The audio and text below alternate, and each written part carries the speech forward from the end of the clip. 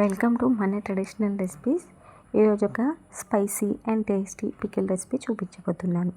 దానికోసం stove on చేసుకొని ఒక 4 టేబుల్ స్పూన్ ఆయిల్ వేసుకోండి. ఆయిల్ కొద్దిగా వేడైన తర్వాత పోపు ఐటమ్స్ వేసుకోవాలి. అన్నీ 1 టేబుల్ స్పూన్ వేసుకోవాలి. ఒక 1 టేబుల్ స్పూన్ మినపప్పు, 1 టేబుల్ స్పూన్ శనగపప్పు, 1 టేబుల్ స్పూన్ జీలకర్ర, ఆవాలు ఇలా అన్నీ వేసుకొని ఇవి కొంచెం చిట్పట్లాడే వరకు ఉంచుకోవాలి.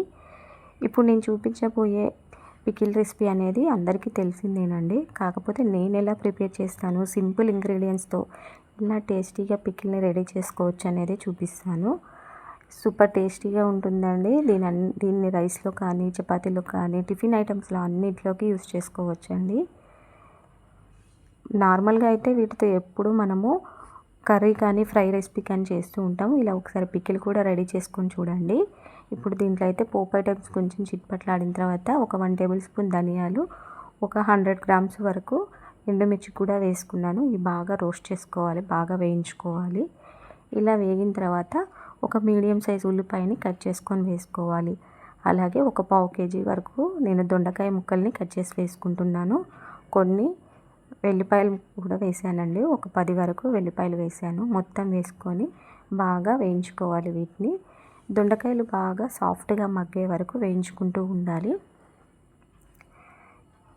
ఇలా వేగిన తర్వాత దీంట్లో ఒక 1/2 టేబుల్ స్పూన్స్ పసుపు సరిపోతుందండి. 1/2 టేబుల్ స్పూన్ వరకు పసుపు వేసుకొని ఒక 1 టేబుల్ స్పూన్ వరకు సాల్ట్ వేసుకుంటున్నాను. నేను ఇక్కడ 1.5 టేబుల్ స్పూన్ సాల్ట్ వేసుకున్నాను. ఇవన్నీ బాగా కలుపుకొని మగ్గించుకోవాలి.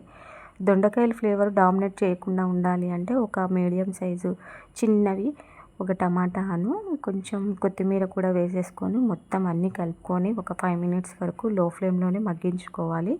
ఇలా దొండకాయ ముక్కలన్నీ బాగా మగ్గిన తర్వాత ఈ ఇంగ్రీడియంట్స్ అన్నీ బాగా మగ్గిన తర్వాత స్టవ్ ఆఫ్ చేసుకొని చల్లారనిచ్చుకోవాలి. దీన్ని మనము గ్రైండ్ చేసుకోవాలండి. గ్రైండ్ చేసుకునేటప్పుడు కొంచెం బరకగా చేసుకోవాలి, మరీ మెత్తగా చేసుకోకూడదు. ఇంక ఇప్పుడైతే పోపు పెట్టుకొని పక్కన ఉంచుకుందాము. దీనికోసం అదే కడాయిలో ఒక 5 టేబుల్ స్పూన్ ఆయిల్ వేసుకుంటున్నాను. ఆయిల్ వేడైన తర్వాత పోపు ఐటమ్స్ అన్నీ వేసుకోవాలి. జీలకర్ర, ఆవాలు, కొంచెం మినపప్పు వేసుకుంటున్నాను. అలాగే ఒక 2-3 ఎండుమిర్చి, కొద్దిగా కరివేపాకు వేసుకొని కొంచెం చిట్పట్లాడే వరకు ఉంచుకుంటే సరిపోతుంది. ఈ పికిల్ అనేది చాలా బాగుంటుందండి. రేర్గా చేసుకుంటూ ఉంటారు. దొండకాయలతో ఎప్పుడు ఫ్రై కానీ కర్రీ కానీ చేసుకుంటూ ఉంటాం కదా. అవి నచ్చినప్పుడు మన నోటికి బాగా స్పైసీగా ఏమన్నా తినాలి అనుకున్నప్పుడు కొంచెం పండిన దొండకాయలు ఉన్నా పర్లేదండి, ఇలా పికిల్ రెసిపీ చేసుకోవచ్చు. బాగుంటుంది టేస్ట్ మాత్రం. ఈ ప్రాసెస్లో ఒకసారి చేసుకొని చూడండి. ఇక్కడ వెల్లిపాయలని, గార్లిక్ని కొంచెం క్రష్ చేసుకొని వేసుకోవాలి. ఇలా అయితే ఫ్లేవర్ బాగుంటుంది. కొద్దిగా కరివేపాకు కూడా వేసుకొని ఒక 2-3 మినిట్స్ వరకు ఉంచేసుకొని కొంచెం గోల్డెన్ బ్రౌన్ కలర్ వచ్చే వరకు ఎండుమిర్చి, గార్లిక్ చూసుకొని ఆఫ్ చేసుకొని చల్లారించుకోవాలి. ఈలోగా మనము పచ్చడిని గ్రైండ్ చేసుకొని బరకగా గ్రైండ్ చేసుకొని ఉంచుకోవాలి. ఇలా తాలింపు రెడీ అయిన తర్వాత గ్రైండ్ చేసుకున్న పచ్చడిని తెచ్చుకొని దీంట్లో వేసుకొని మిక్స్ చేసుకోవాలి. అంతే అండి, చాలా టేస్టీగా ఉంటుంది. ఈ ప్రాసెస్లో కనుక మీరు పచ్చడి రెడీ చేసుకున్నట్లయితే దీన్ని అన్ని టిఫిన్ ఐటమ్స్లోకి యూస్ చేసుకోవచ్చు. ముఖ్యంగా వేడివేడి అన్నంలో గీతో సర్వ్ చేసుకొని తినండి. సూపర్ టేస్టీగా ఉంటుంది. నాది పక్క హామీ ఇస్తున్నాను, అంత బాగుంటుంది. ఒకసారి ఈ ప్రాసెస్లో రెడీ చేసుకొని చూడండి.